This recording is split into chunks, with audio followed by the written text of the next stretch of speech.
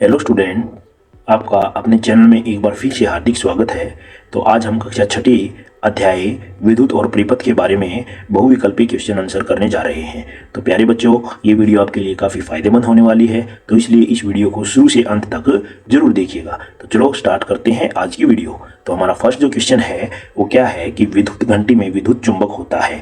तो देखिए आपके पास ये चित्र दिखाया गया है, तो इसके अंदर विद्युत चुंबक बनता है। तो विद्युत घंटी में विद्युत चुंबक होता है, तो हमारा आंसर आ जाएगा फर्स्ट क। तो नेक्स्ट क्वेश्चन देखिए। नेक्स्ट क्वेश्चन है प्यारे बच्चों, स्विच की स्थिति बदलने के क्या प्रतीक हैं। तो स्विच की स्थिति, स्विच क्या होता है, एक ऐसी युक्ति होती है जो विद्युत परिपथ को तोड़ने और जोड़ने का कार्य करती है। तो जब स्विच ऑन की स्थिति में होता है तो प्यारे बच्चों इसका मतलब क्या होता है कि विद्युत परिपथ में से करंट आसानी से गुजर सकता है, और जब यह ऑफ की स्थिति में होता है इसका मतलब क्या है कि करंट जो गुजर रहा है वो आगे जाना बंद हो जाता है। तो हम जनरली देखते हैं हमारे घरों में, जब ये स्विच नीचे की दिशा में होता है तो हम बोलते हैं ऑन, और जब ये ऊपर की दिशा में होता है तो इसको बोलते हैं ऑफ। तो स्विच की स्थिति क्या होती है, ऑन और ऑफ दोनों हो सकती है। तो हमारा आंसर क्या आ जाएगा, इसका ग आ जाएगा। तो नेक्स्ट क्वेश्चन देखिए प्यारे बच्चों, विद्युत सेल में कौन से टर्मिनल होते हैं। तो प्यारे बच्चों, आपने सेल देखे होंगे, इस तरह का सेल आपने देखा होगा जिसके ऊपर एक साइड प्लस का निशान और एक साइड माइनस का निशान होता है। तो जो प्लस का निशान होता है इसको बोलते हैं बेटा धन टर्मिनल। क्या बोलते हैं इसको, धन टर्मिनल। और जो ये नेगेटिव होता है बेटा, माइनस का निशान होता है, इसको बोलते हैं ऋण टर्मिनल। तो अब आप चित्र में देख के बता सकते हैं कि किसी भी सेल के टर्मिनल कितने होंगे बच्चे, दो होंगे। एक तो क्या होगा धन टर्मिनल और सेकंड क्या होगा ऋण टर्मिनल। तो नेक्स्ट का क्वेश्चन देखिएगा, विद्युत बल्ब का आविष्कार किसने किया था। तो प्यारे बच्चों, जब हमने एनसीईआरटी बुक पढ़ी थी तो उसमें आया था विद्युत बल्ब है जो, उसका आविष्कार किसने किया था। तो उसका आविष्कार किया था बेटा थॉमस अल्वा एडिसन ने। किसने किया था, थॉमस अल्वा एडिसन ने किया था। तो नेक्स्ट क्वेश्चन है प्यारे बच्चों, विद्युत सेल में कितने टर्मिनल होते हैं। तो ये हमने पहले भी पढ़ लिया है। तो देखो यहाँ ये सेल का चित्र है। तो प्यारे बच्चों, जो ये धातु की उभरी हुई डिस्क दिखाई दे रही है, उभरी हुई बिंदु दिखाई दे रहा है, ये होता है हमारा धन टर्मिनल, और जो बिल्कुल ये प्लेन वाला होता है प्यारे बच्चों, ये होता है हमारा ऋण टर्मिनल। तो कितने टर्मिनल हुए प्यारे बच्चों, दो। तो आंसर क्या जाएगा, क। तो नेक्स्ट क्वेश्चन देखिए। नेक्स्ट है, बैटरी के लिए कितनी सेलों की जरूरत होती है। तो प्यारे बच्चों, जब सेल है दो या दो से ज्यादा सेलों को जोड़ दिया जाता है, तो दो या दो से ज्यादा सेलों की जो युक्ति होती है उसको हम क्या कहते हैं, बैटरी कहते हैं। तो बैटरी होती है दो या दो से ज्यादा सेलों की युक्ति। तो नेक्स्ट क्वेश्चन देखिए प्यारे बच्चों, विद्युत सेल में कितनी रेखाएं होती हैं। तो जो सेल है, सेल के अंदर देखिए ये जो बड़ी रेखा है ये धनात्मक होती है, छोटी रेखा है ऋणात्मक होती है। तो यहाँ देखिए कितनी रेखाएं हुई, तो सेल के अंदर बड़ी और छोटी दो रेखाएं होती हैं, एक को बोलते हैं धनात्मक और एक को बोलते हैं ऋणात्मक। तो नेक्स्ट क्वेश्चन देखिए, रेखाओं की स्थिति कैसी होती है। तो प्यारे बच्चों, ये पहले मैंने बता भी दिया है कि जो लंबी रेखा होती है, लंबी जो रेखा होती है ना, वो तो क्या होती है, धनात्मक। वो जो छोटी रेखा होती है परंतु मोटी रेखा होती है, वो क्या कहलाई जाती है मेरे प्यारे बच्चों, ऋणात्मक। तो दो रेखाएं हो चुकी हैं, एक लंबी रेखा और एक छोटी रेखा। तो इनको आप पहले भी पढ़ चुके हैं।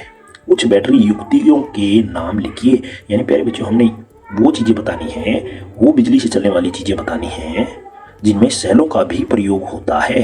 तो प्यारे बच्चों, ट्रांजिस्टर में भी होता है, रेडियो में भी होता है, टीवी रिमोट में भी होता है।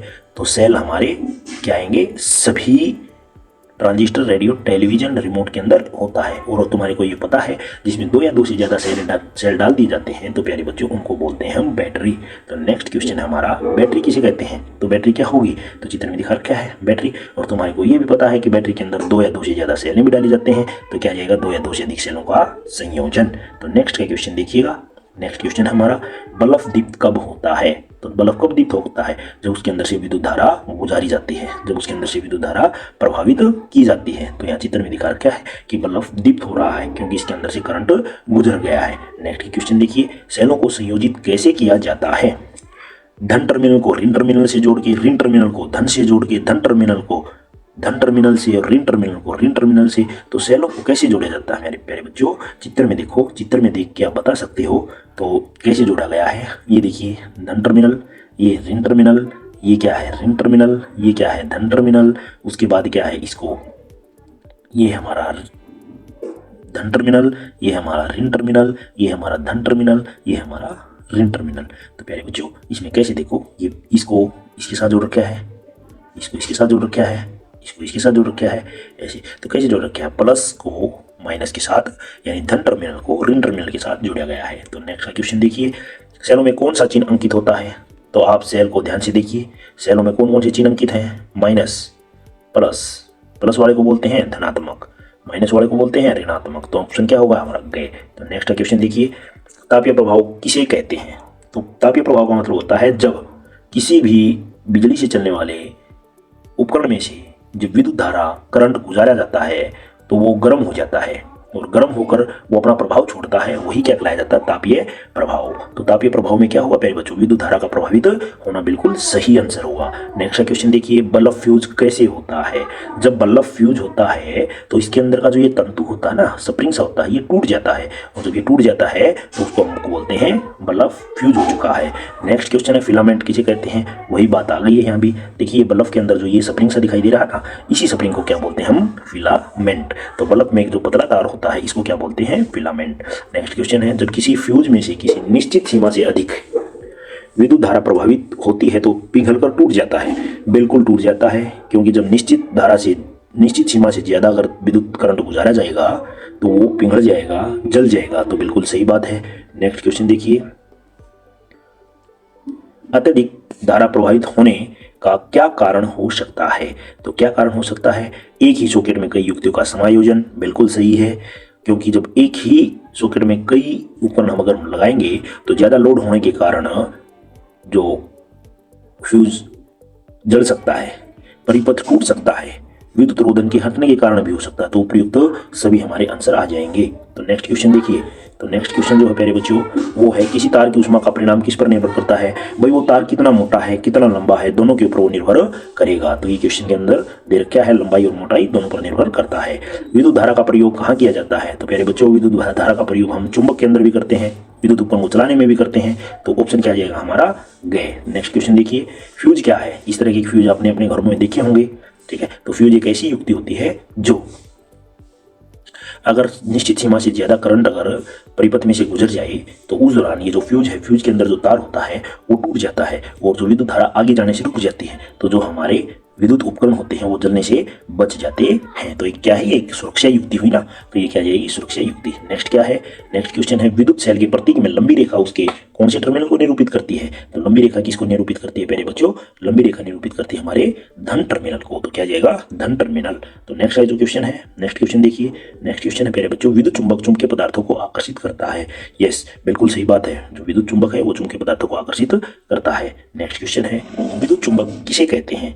विद्युत चुंबक विद्युत तार से लिपटी विद्युत धारावाही कुंडली को कहा जाता है। तो ये हमारा ऑप्शन में पहला बिल्कुल सही आंसर है। तो नेक्स्ट क्वेश्चन देखिए, दो सेलों की बैटरी बनाने के लिए सेल के ऋण टर्मिनल को दूसरे सेल के ऋण टर्मिनल से संयोजित करते हैं। ये बात बिल्कुल गलत है, क्योंकि ये क्वेश्चन 2-3 बार आ चुका है और ये बताया भी गया है कि एक टर्मिनल को उसी अपोजिट टर्मिनल के साथ जोड़ा जाता है। तो ये बात क्या है, बिल्कुल गलत है। तो नेक्स्ट क्वेश्चन है प्यारे बच्चों, नेक्स्ट क्वेश्चन, विद्युत धारा प्रवाहित होने व उसके पास रखी चुंबकीय सुई में विक्षेप होता है, हिलती डुलती है, तो वो किसने देखा था। तो वो प्यारे बच्चों बताया था हैंस क्रिश्चियन ओस्टर्ड ने। किसने बताया था, हैंस क्रिश्चियन ओस्टर्ड ने बताया था। तो जब विद्युत धारा का मान बढ़ जाए तो क्या होता है। तो ये बताया था, जब निश्चित सीमा से ज्यादा अगर करंट बढ़ जाए तो आग भी लग सकती है, सुरक्षा सीमा टूट भी सकती है, फ्यूज परिपथ भी टूट सकता है, उपकरण जल भी सकते हैं। तो क्या जाएगा, उपयुक्त सभी। तो नेक्स्ट क्वेश्चन है प्यारे बच्चों, ये ही आज का जो अपना टॉपिक था यही समाप्त होता है। तो प्यारे बच्चों हम इसी आशा और उम्मीद के साथ इस टॉपिक को स्टॉप करते हैं कि आपको ये सारी वीडियो अच्छी तरीके से समझ में आ गई होगी। यदि फिर भी कोई आपकी क्यूरी है, फिर भी अगर आपकी कोई प्रॉब्लम्स है तो आप हमें कमेंट में ज़रूर बताइए। अगर आपको ये वीडियो अच्छी लगे तो इसको सब्सक्राइब करिए, चैनल को सब्सक्राइब करिए, बेल आइकन को दबाइए। आज के लिए यही वीडियो समाप्त करते हैं। धन्यवाद।